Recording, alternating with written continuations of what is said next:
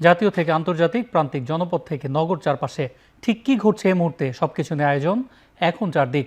আপনাদের সঙ্গে আছে আমি অন্যয় কর্মকার। বগুড়ার সান্তাহারের কাছে ছাতিয়ান গ্রামে নীলসাগর এক্সপ্রেসের 9টি বগি লাইনচ্যুত হয়েছে। এতে অর্ধশতাধিক যাত্রীকে উদ্ধার করে হাসপাতালে ভর্তি করা হয়েছে। দুর্ঘটনার জেরে ঢাকার সঙ্গে উত্তরবঙ্গের 5 জেলার রেল যোগাযোগ বন্ধ রয়েছে। স্টেশন মাস্টার জানিয়েছেন, দুর্ঘটনার পর পলাতক রয়েছেন লোকোমাস্টার। লাইনচ্যুত বগিগুলোর বেশিরভাগই চাকা ভেঙে গেছে। এ নিয়ে আরও জানাতে আমাদের সঙ্গে যুক্ত হচ্ছেন সহকর্মী মাজেদুর রহমান। মাজেদ, রিলিফ ট্রেন কাজ শুরু করেছে কিনা আমাদেরকে জানাবেন। হ্যাঁ, অন্যয় আজকে যে 1:45টার দিকে যে ট্রেন দুর্ঘটনা, সেই দুর্ঘটনার পরে কিছুক্ষণ আগেই কিন্তু রিলিফ ট্রেনগুলোকে খবর দেওয়া হয়েছে। একই সাথে পার্বতীপুর এবং পাকশি এই দুইটি জায়গা থেকে কিন্তু রিলিফ ট্রেন এই যেখানে দুর্ঘটনাস্থল সেই দুর্ঘটনাস্থলের দিকে আসবে এবং আসতে রাত 8টা থেকে 10টা লাগতে পারে বলে এখানকার যারা কর্মরত রয়েছেন স্টেশনে তারা জানিয়েছেন। এবং এখানে কিন্তু পুলিশের ঊর্ধ্বতন কর্মকর্তা এবং যে রেল স্টেশনের যে রেলওয়ের যে ঊর্ধ্বতন কর্মকর্তা তারা কিন্তু এখানে এসেছেন, বিশেষ করে ইঞ্জিনিয়ার সেকশনে যারা তারা কিন্তু এসেছেন। এবং এই যে দুর্ঘটনা হওয়ার কারণে এই রুটে যে ট্রেনগুলো রয়েছে সেই ট্রেনগুলোর কিন্তু 2টি ট্রেন সান্তাহার স্টেশনে আটকা পড়ে আছে এবং একটি ট্রেন জয়পাট স্টেশনে আটকা পড়ে আছে। এবং এই ট্রেনগুলো যে কখন তারা ছাড় পাবে এবং কখন এই রেল লাইন মেরামতের কাজ শেষ হবে, রিলিফ ট্রেন আসবে, এটি কিন্তু এখনও সুনির্দিষ্টভাবে কিন্তু বলতে পারছেন না এখানে রেলওয়ে কর্মকর্তাগণ। তারা যেটি বলছেন যে অন্তত কালকে দুপুর পর্যন্ত যে রেল চলাচল এর হয়তো সুরাহা নাও হতে পারে এমনটি বলছেন। আর আহত যারা রয়েছেন এখানে আহতদের যারা গুরুতর আহত তাদের কিন্তু নওগাঁ হাসপাতালে ভর্তি রয়েছেন এবং কিছু আদমদিঘি যে উপজেলা হাসপাতাল সেখানে রয়েছেন। এবং যারা কম আহত তারা কিন্তু প্রাথমিক চিকিৎসা নিয়ে তারা নিজ নিজ যে এলাকা নিজ নিজ গন্তব্যস্থলে কিন্তু বিভিন্নভাবে বাহনে কিন্তু তারা চলে গেছেন। এবং এখানে যে উদ্ধার কর্ম সে উদ্ধার কাজ কিন্তু এখানকার স্থানীয় এবং ফায়ার সার্ভিস এবং রেলওয়ে পুলিশ সম্মিলিতভাবে কিন্তু তারা করেছেন।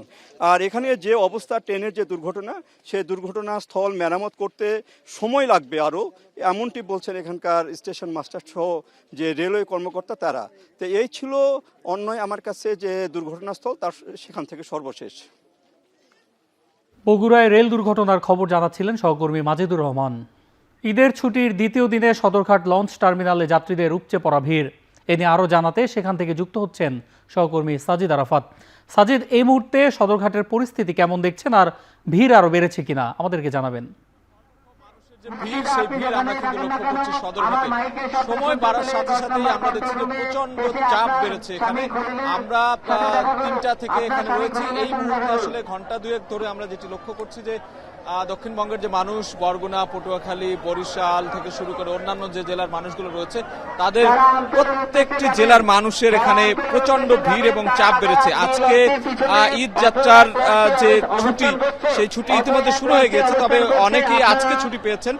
যাদের ছুটি কর্মস্থল থেকে তারা কিন্তু একেবারে বাড়ির পথে পথ ধরেছেন। সেই গার্মেন্টস ছুটি হয়েছে জেনেছি এবং অন্যান্য যে কর্মকর্তারা রয়েছেন বিভিন্ন বেসরকারি পর্যায়ে তাদেরও কিন্তু অনেকে আজকে ছুটি পেয়েছেন। সেই ছুটির যে চাপ সেই চাপ কিন্তু আমরা খেয়াল করছি এই সদরঘাটে এবং তাদের সাথে আমরা কথা বলার চেষ্টা করেছি। তারা যেটি বলছিলেন, অনেক কষ্ট হলেও ভিড় থাকলেও এই যে বাড়ি ফেরার যে আনন্দ, যে যাত্রা, প্রিয়জনের সঙ্গে ঈদ করা, সেটি আসলে এই কষ্টের কাছে আসলে ম্লান হয়ে গিয়েছে এমনটি তারা বলছেন। এবং ভাড়া নিয়ে কোনো ধরনের অভিযোগ আমরা পাইনি, তবে এই ভিড়ের কারণেই অনেকেরই সমস্যা হচ্ছে। তবে সেই সমস্যাটুকু কাটিয়েই তারা নিজ নিজ গন্তব্যে ফিরতে চান। বিআইডব্লিউটি এর পক্ষ থেকে এখানে স্বেচ্ছাসেবক দল রয়েছে, তাদের যে আইন শৃঙ্খলা রক্ষাকারী বাহিনী রয়েছে, তাদের কর্মকর্তারা রয়েছে এই যাত্রা নির্বিঘ্ন করার জন্য এখানে আসা যে যাত্রীরা তাদের নিরাপত্তা দেওয়ার জন্য সর্বস্তরের সব ধরনের কাজ তারা করছে। এবং মাইকে বারবার ঘোষণা দেওয়া হচ্ছে যে সবাই যেন সাবধানে লঞ্চগুলোতে ওঠে, কেউ যেন তাড়াহুড়ো না করে এবং এই ভিড় ঠেলে ভিড় ঠেলে লঞ্চ উঠতে গিয়ে যদি যেন কেউ সব সাবধানের সাথে ওঠে, এই বিষয়গুলো কিন্তু তারা বলছেন এখানে। তো এই মুহূর্তে আসলে এই ছিল সদরঘাট থেকে থাকা সবশেষ খবর আমার কাছে।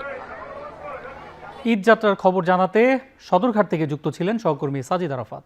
এদিকে মহাসড়কে সকালে স্বস্তি মিললেও বিকেলে বেড়েছে যানবাহনের চাপ। এতে সাভারের নবীনগর থেকে গাজীপুরের চন্দ্রা পর্যন্ত প্রায় 12 কিলোমিটার এলাকা যানজট রয়েছে। এ নিয়ে আরও জানাতে নবীনগর থেকে যুক্ত হচ্ছেন সহকর্মী হুমায়ুন কবির। হুমায়ুন, হঠাৎ করে যানবাহনের চাপ কেন বাড়লো আমাদেরকে জানাবেন। অন্যয় উত্তরের জনপদের প্রায় 22 থেকে 25টি জেলার মানুষ কিন্তু নবীনগর, চন্দ্রা এবং ঢাকার মহাসড়ক ধরে যাতায়াত করেন। এবারের ঈদ যাত্রায় একটু লম্বা ছুটি হওয়ার কারণেই কিন্তু অনেকে পরিবার পরিজন আগে পাঠিয়ে দিয়েছিল, সে কারণে কিন্তু স্বস্তির ঈদ যাত্রায় এতদিনের যাত্রাটা পরিণত হয়েছিল। কিন্তু আজকে দুপুর 2টোর পর থেকে কিন্তু আমরা দেখেছি সড়কে কিন্তু যানবাহনের জটলা, মানে জনজট এবং যানজট একসাথে কিন্তু পরিলক্ষিত হয়েছে। এখনো সড়কে আমরা দেখতে পাচ্ছি নবীনগরের যে অংশটুকু, নবীনগর থেকে চন্দ্রা পর্যন্ত বিভিন্ন পয়েন্টগুলোতে বাইপাইল, পল্লীবিদ্যুৎ, পলাশবাড়ি সহ বিভিন্ন পয়েন্টগুলোতে কিন্তু উল্লেখযোগ্য সংখ্যক মানুষ দাঁড়িয়ে আছে।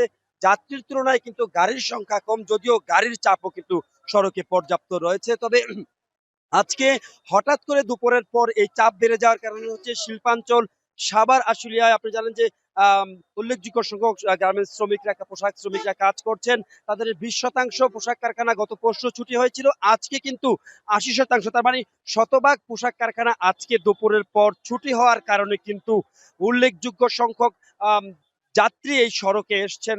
তারা নারীটারে বাড়ি ফেরার উদ্দেশ্যে কিন্তু তারা এসছেন। একদিকে আজকে যে তারা দুটি বিড়ম্বনার শিকার হচ্ছেন, একটি হচ্ছে সড়কে যানবাহন যাত্রীর তুলনায় কম এবং যানজট রয়েছে, পাশাপাশি কাউন্টার গুলো থেকে 500 টাকার ভাড়া, আমরা কিছুক্ষণ আগে একজন যাত্রীর সাথে কথা বলেছি, তিনি বলছিলেন 550 টাকার ভাড়া তার কাছ থেকে 1550 টাকা নেওয়া হয়েছে। এমন আরো একজন যাত্রীর সাথে আমাদের কথা হয়েছে, তিনিও বলছিলেন যে 650 টাকা যে ভাড়া আগে ছিল সেটি নেওয়া হয়েছে তার কাছে 1350 টাকা। সব মিলিয়ে ভাড়া কিছু ক্ষেত্রে দ্বিগুণ, 3 গুণ পর্যন্ত নেওয়া হচ্ছে। সে কারণে স্বস্তির যে ঈদ যাত্রা, সেটি আসলে আজকে দুপুরের পর থেকে ভোগান্তিতে পরিণত হয়েছে। তারা বলছেন যে টিকিটের ভাড়া যাতে বেশি না নিতে পারে সংশ্লিষ্ট যারা রয়েছেন, তারা যাতে ব্যবস্থা নেন এবং সড়কের যাত্রা নির্বিঘ্ন করতে যাতে সংশ্লিষ্টরা এগিয়ে আসেন। এই ছিল আমার কাছে সর্বশেষ পরিস্থিতি নিয়ে বিস্তারিত। নবীনগর থেকে যানজটের খবর জানাচ্ছিলেন সহকর্মী হুমায়ুন কবির। ঢাকা চট্টগ্রাম মহাসড়কে যানজট না থাকলেও কুমিল্লার ক্যান্টনমেন্ট এলাকায় গাড়ির ধীর গতি রয়েছে। এ নিয়ে আরও জানাতে কুমিল্লা থেকে যুক্ত হচ্ছেন খালেদ সাইফুল্লাহ। খালেদ, ঢাকা চট্টগ্রাম মহাসড়কে এই মুহূর্তে পরিস্থিতি কেমন দেখছেন আমাদেরকে জানাবেন। অন্যয়, ঢাকা চট্টগ্রাম মহাসড়কে যানবাহন চলাচল স্বাভাবিক রয়েছে। ঈদে ঘরমুখ মানুষ দূর দূরান্তে যাচ্ছেন। এই মহাসড়কে কোথাও কিন্তু বড় ধরনের যানজট আমরা আজকে সারাদিন দেখিনি। তবে দুপুরের দিকে চান্দিনার নুরিতলা এলাকায় ঢাকা থেকে চট্টগ্রামগামী সড়কে একটি মাইক্রোবাসকে বাস ধাক্কা দিলে সেখানে একজন আহত হন এবং পরবর্তীতে পুলিশ কিন্তু উদ্ধার করে সেই যানবাহনটিকে রাস্তা থেকে সরিয়ে নেয়, যার কারণে সেখানে যানজটের কিন্তু কোনো রকম প্রভাব পড়েনি। এখন ক্যান্টনমেন্ট এলাকাতে নিশ্চিন্তপুর এলাকায় আছে। এই মহাসড়কের এই জায়গাটিতে রাস্তায় কাজের কারণে কিন্তু এই জায়গাটিতে একটু উঁচু জায়গায় উঠতে হয় রাস্তার নিচু সমান্তরাল জায়গা থেকে, যার কারণে এই জায়গাটিতে যানজটের কিছুটা চাপ তৈরি হয়। আমরা কয়েকদিন ধরে দেখছি যে এখানে যানবাহনগুলো দ্রুত গতিতে এসে এখানে একটি ধীর গতির অবস্থা তৈরি হয়, যার কারণে এখানে কিন্তু যানবাহনের চাপ বাড়ে এবং এটি থেমে থেমে সারাক্ষণ কিন্তু এটি থাকে না। এটি কখনো খুব বেশি গাড়ির চাপ তৈরি হলে তখন এটি দেখা যায়। তো এখন কিছুটা চাপ রয়েছে, কিছুক্ষণ আগেও কিন্তু চাপটা ছেড়ে দিয়েছিল। তো এছাড়া কিন্তু মহাসড়কের সার্বিকভাবে কুমিল্লা অংশে প্রায় 100 কিলোমিটার এলাকায় কিন্তু যানবাহন চলাচল স্বাভাবিক রয়েছে। যাত্রী এবং চালকরা কিন্তু নির্বিঘ্নে যাতায়াত করছেন বলেই আমাদেরকে জানিয়েছেন। এবং আমরা এখানে যে জায়গাটিতে আছি এখানে হাইওয়ে পুলিশ কাজ করছে এবং স্কাউটস, বিএনসিসির বিভিন্ন জায়গায় সদস্যরা কিন্তু তারা এখানে মহাসড়কে যানবাহন চলাচল নির্বিঘ্নে চলাচলের জন্য কাজ করে যাচ্ছেন। ঢাকা চট্টগ্রাম মহাসড়কে কোথাও এখন পর্যন্ত কোনো ধরনের যানজটের সমস্যা আমরা দেখিনি। এই ছিল ঢাকা চট্টগ্রাম মহাসড়কের নিশ্চিন্তপুর এলাকাতে সবশেষ। কুমিল্লা থেকে যুক্ত ছিলেন সহকর্মী খালেদ সাইফুল্লাহ। এই ছিল বিকেল 5টার এখন 4 দিক। এতক্ষণ সঙ্গে থাকার জন্য ধন্যবাদ।